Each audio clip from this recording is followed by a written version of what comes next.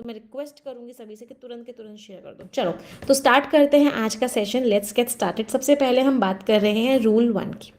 Rule 1 क्या है, चलिए देखते हैं। What is rule number 1? Rule number 1 कहता है, ध्यान से समझिएगा, रूल नंबर 1 क्या है। रूल नंबर 1 कहता है, रूल नंबर 1 जो हमारा कॉन्सेप्ट है वो हमारा कॉन्सेप्ट है ईच और एवरी का। इस ईच और एवरी के रूल नंबर 1 के अंदर टोटल 4 कॉन्सेप्ट्स हैं। तो एक एक करके उन चारों कॉन्सेप्ट्स को पढ़ते हैं कि कौन कौन से 4 कॉन्सेप्ट्स हैं ईच और एवरी के अंदर। सबसे पहले ईच और एवरी का अगर मैं मीनिंग की बात करती हूँ तो ईच और एवरी का मीनिंग क्या होता है, सभी में से एक एक को जब हम इंडिविजुअली लेते हैं। ईच क्या दिखाता है हमें, ईच हमें दिखाता है इंडिविजुअल सेंस। अगर मैं 10 लोगों का ग्रुप है उनमें से एक एक को इंडिविजुअली ले रही हूँ तो हम क्या यूज़ करते हैं, ईच। एवरी हमें शो करता है ग्रुप का सेंस। अगर मैं इन सबको एक साथ ले रही हूँ तो हम क्या यूज़ करते हैं, एवरी। मीनिंग में तो ये डिफरेंस था। अब यूसेज में क्या डिफरेंस है, कैसे हम अलग अलग ईच और एवरी को यूज़ करते हैं, तो ध्यान से समझिएगा। सबसे पहला कॉन्सेप्ट रूल नंबर 1 में, ईच को आप 2 लोगों के लिए भी यूज़ कर सकते हो, 2 से ज़्यादा लोगों के लिए भी यूज़ कर सकते हो। Each can be use for 2 people also and more than 2 people also. Each को 2 या 2 से ज़्यादा के लिए यूज़ कर सकते हैं, लेकिन एवरी को सिर्फ और सिर्फ 2 से ज़्यादा के लिए यूज़ करते हैं। एवरी को 2 से कम के लिए यूज़ नहीं करते हैं। ईच को आपने 2 और 2 से ज़्यादा के लिए किया, लेकिन एवरी जो होता है वो सिर्फ और सिर्फ 2 से ज़्यादा के लिए होता है। तो अगर मैंने आपके सामने एग्जाम में क्वेश्चन आया, वो क्वेश्चन था I have a book in every hand, क्या ये सेंटेंस सही होगा? I have a book in every hand, मेरे हर हाथ में एक किताब है, क्या ये सेंटेंस सही होगा? नहीं। ये जो हमारा सेंटेंस है, दिस इज ग्रामेटिकली रॉन्ग। ये सेंटेंस हमारा गलत है। क्यों ये सेंटेंस गलत है बेटा? क्योंकि हाथ सिर्फ 2 होते हैं और 2 चीज़ों के लिए एवरी को यूज़ नहीं कर सकते। We can not use every for 2 things. तो इसलिए मुझे यहाँ एवरी को हटा के क्या लिखना पड़ेगा, इसलिए मुझे यहाँ एवरी को हटा के ईच लिखना पड़ेगा। I have a book in each hand, मेरे हर हाथ में एक किताब है। क्या डिफरेंस नंबर 1 क्लियर है ईच एंड एवरी के बीच में? I hope yes. Difference number 1 अगर सभी को क्लियर है, एक बार नोट करते हुए चलना। आई वुड रिक्वेस्ट, जिन बच्चों के पास 120 रूल्स ऑफ ग्रामर की बुक है वो बच्चे नोट ना करें, लेकिन जिन बच्चों के पास बुक नहीं है, आई वुड रिक्वेस्ट एवरीवन की नोट करते हुए ज़रूर चलिएगा। समझ आया सभी को?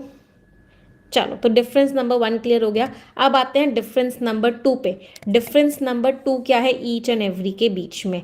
ईच जो शब्द होता है, ये जो ईच शब्द होता है बेटा, ये एक प्रोनाउन भी होता है और ये एक एडजेक्टिव भी होता है। पहले समझते हैं प्रोनाउन और एडजेक्टिव में क्या डिफरेंस होता है। प्रोनाउन का मतलब होता है ये नाउन की जगह यूज होगा, used in place of a noun. ये नाउन की जगह यूज होगा, जो नाउन की जगह यूज होता है उसको बोलते हैं प्रोनाउन। एडजेक्टिव होता है, ये नाउन के बारे में बताएगा, it will tell about a noun. तो ये जो ईच शब्द होता है ये एक प्रोनाउन की तरह भी यूज होता है और ये एक एडजेक्टिव की तरह भी यूज होता है। फॉर एग्जाम्पल मैंने लिखा सॉरी एवरीवन, फॉर एग्जाम्पल मैंने लिखा each of my students are working very hard to fulfil their dreams. अपने सपनों को पूरा करने के लिए बहुत मेहनत कर रहे हैं। Each of my students are working, are लिखूँ इज लिखूँ, चलो अभी इस वाले कॉन्सेप्ट को भी हम पढ़ेंगे। Each of my students are working very hard, are नहीं आएगा, इज आएगा। ये डिफरेंस नंबर 3 में हम पढ़ेंगे, अभी डिफरेंस नंबर 2 पढ़ रहे हैं हम।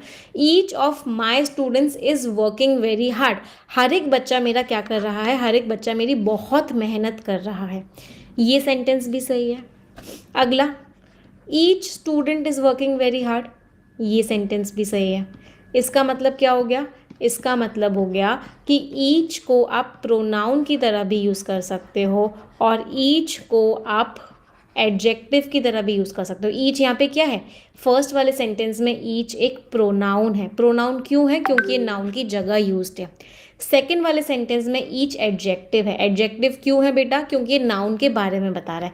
किसी शब्द के जस्ट बाद कोई नाउन आ रहा है और वो नाउन के बारे में बता रहा है तो वो एडजेक्टिव होता है। मतलब फर्स्ट सेंटेंस में ईच प्रोनाउन है और सेकेंड सेंटेंस में ईच एडजेक्टिव है। दोनों के दोनों सेंटेंसेस सही हैं क्योंकि जो ईच वर्ड होता है वो प्रोनाउन भी होता है और वो एडजेक्टिव भी होता है। क्या ये कॉन्सेप्ट क्लियर है सभी को? से येस और नो मुझे बताते हुए चलो कि समझ में आ रहा है नहीं आ रहा है। मैं अपनी पूरी जी जान लगाने वाली हूँ इस बार 120 रूल्स ऑफ ग्रामर में। एक एक कॉन्सेप्ट की बहुत गहराई तक जाएंगे जो शायद पिछले वाले में नहीं जा पाए थे, पिछले वाले 120 रूल्स ऑफ ग्रामर में। क्या ये बात क्लियर है कि ईच एक प्रोनाउन भी होता है, ईच एक एडजेक्टिव भी होता है, लेकिन लेकिन लेकिन लेकिन लेकिन कौन सा शब्द है जो प्रोनाउन नहीं होता है? वो है हमारा एवरी। एवरी जो शब्द होता है ये सिर्फ और सिर्फ एक एडजेक्टिव होता है, ये प्रोनाउन नहीं होता है। It is not a pronoun. तो अगर कोई सेंटेंस कभी भी लिखा हुआ मिल जाए every of my students is very talented, तो ये सेंटेंस बिल्कुल गलत है। एवरी ऑफ माई स्टूडेंट्स नहीं हो सकता क्योंकि ये एक प्रोनाउन नहीं होता है। ये क्या होता है? ये एक एडजेक्टिव होता है, मतलब इसके आगे नाउन का आना ज़रूरी है। Every student is very talented, अब ये सही है। क्यों? क्योंकि ये एक एडजेक्टिव है, ये एक प्रोनाउन नहीं है। क्या डिफरेंस नंबर 2 क्लियर है सभी को? Is difference number 2 clear to everyone? चलो अब आते हैं डिफरेंस नंबर 3 पे। डिफरेंस नंबर 3 क्या है ईच और एवरी के बीच में? नोट डाउन करते हुए चलना क्योंकि बेटा जिस सॉफ्टवेयर से मैं पढ़ा रही हूँ इसमें मुझे डिलीट करना पड़ रहा है। आप देख रहे हैं ये जो मैं लिख रही हूँ ना, PDF पे नहीं लिख रहा है, ये स्क्रीन पे लिख रहा है, इसलिए मुझे डिलीट करना पड़ा। तो PDF आपको नहीं मिल पाएगी, इसलिए मैं सभी को रिक्वेस्ट करूँगी कि नोट डाउन करते हुए चलना।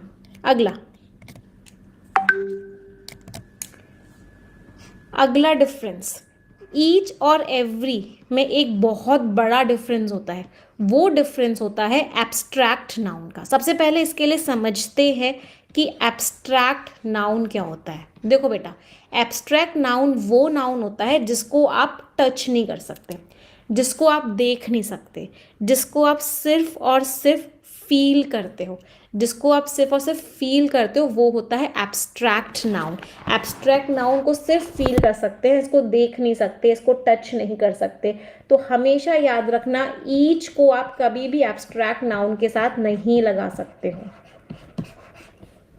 Every can be use with abstract noun, लेकिन ईच जो होता है वो कभी भी एब्स्ट्रैक्ट नाउन के साथ नहीं लगता है। एब्स्ट्रैक्ट नाउन में क्या आ जाता है? एब्स्ट्रैक्ट नाउन में आ जाता है लाफ्टर, हंसी। किसी की हंसी को फील कर सकते हो, देख नहीं सकते। आप देख लिप्स को सकते हो, टीथ को सकते हो, लेकिन हंसी को फील करते हो। गरीबी को फील करते हो, प्यार को फील करते हो, रीजन, कारण किसी चीज का, ये सारे के सारे एब्स्ट्रैक्ट नाउन्स हैं। हाँ, तो अगर एक सेंटेंस लिखा हुआ आए आपके एग्जाम में, I have each reason to be happy, क्या ये सेंटेंस सही होगा? मेरे पास हर कारण है खुश होने का, क्या ये सेंटेंस सही होगा? नहीं होगा। I have each reason to be happy गलत होगा। क्यों? क्योंकि रीजन एक एब्स्ट्रैक्ट नाउन है, रीजन को टच नहीं कर सकते। इसका मतलब यहाँ पे ईच नहीं, यहाँ पे एवरी आएगा। क्या डिफरेंस नंबर 3 क्लियर है सभी को? Is difference number 3 clear to everyone कि ईच को एब्स्ट्रैक्ट नाउन्स के साथ नहीं यूज कर सकते, जबकि एवरी को हम एब्स्ट्रैक्ट नाउन्स के साथ यूज कर सकते हैं।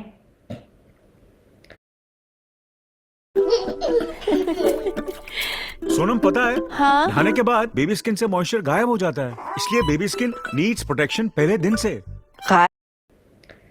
चलो अगले पे आते हैं। Let's move to the noun concept. Noun अब कॉन्सेप्ट में आते हैं। अभी तक हम डिफरेंसेस पढ़ रहे थे कि ईच और एवरी में हमारे क्या क्या डिफरेंसेस होते हैं। अब कॉन्सेप्ट क्या है, कॉन्सेप्ट पे आते हैं। कॉन्सेप्ट ये कहता है, बहुत ध्यान से लिखिएगा इस कॉन्सेप्ट को भी, हमेशा चाहे धरती आसमान एक हो जाए, कुछ भी हो जाए जिंदगी में, इस बात को हमेशा याद रखना कि ईच, एवरी, ईदर और नीदर, इन सब के आगे हमेशा और हमेशा वर्ब जो आएगी वो सिंगुलर ही आएगी। वर्ब भी सिंगुलर आएगी और एडजेक्टिव भी सिंगुलर आएगा। इनके आगे कभी भी प्लूरल वर्ब नहीं आ सकती, इनके आगे कभी भी प्लूरल एडजेक्टिव नहीं आ सकता। वर्ब भी हमेशा सिंगुलर आती है और एडजेक्टिव भी हमेशा सिंगुलर आता है। एग्जाम्पल से समझते हैं कि कैसे वर्ब सिंगुलर आती है और कैसे एडजेक्टिव सिंगुलर आता है। इसका एक सेंटेंस बताती हूँ, आप मुझे बताना उस सेंटेंस में क्या गलती है।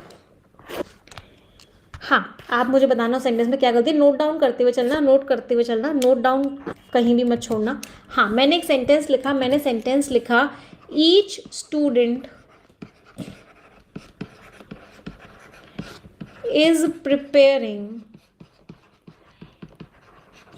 for their exam. Each of the students is preparing